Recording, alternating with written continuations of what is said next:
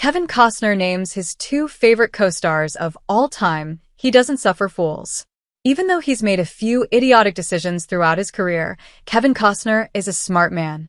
He's got a tendency to get a little too high on his own supply, but nobody finds the kind of success that he has if they're not switched on.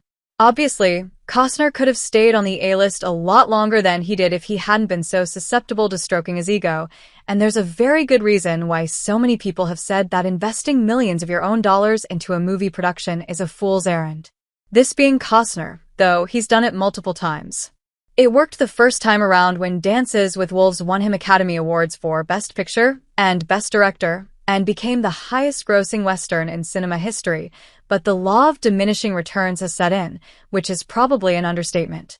He was savvy enough to position himself as one of the biggest stars in the business in the late 1980s and early 1990s, but after his Oscar-snaffling epic brought him as close to the sun as he could get without burning his wings, the actor and filmmaker eventually flew directly into it and burned to a crisp. Even when Yellowstone brought him back to prominence, he walked away to spend a ludicrous amount of his personal wealth on Horizon, which hasn't been going very well.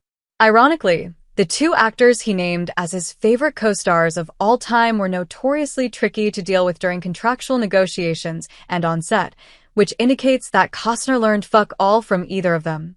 He even separated them by category, just so he wasn't playing favorites. Ever the gentleman, Costner defined them by what most people would agree they were.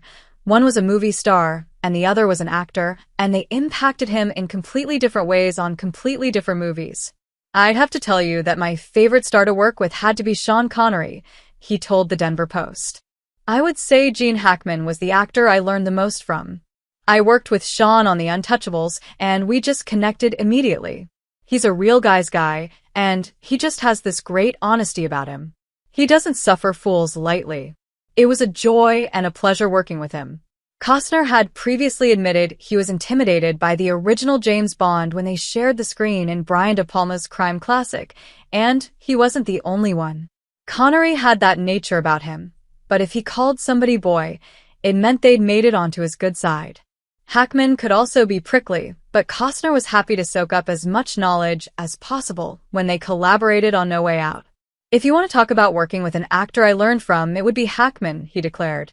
His approach was so professional, and he was so prepared. Sorry, any actor who worked with Costner after 1987, when those two films were released, but you never stood a chance of cracking his all-time top two.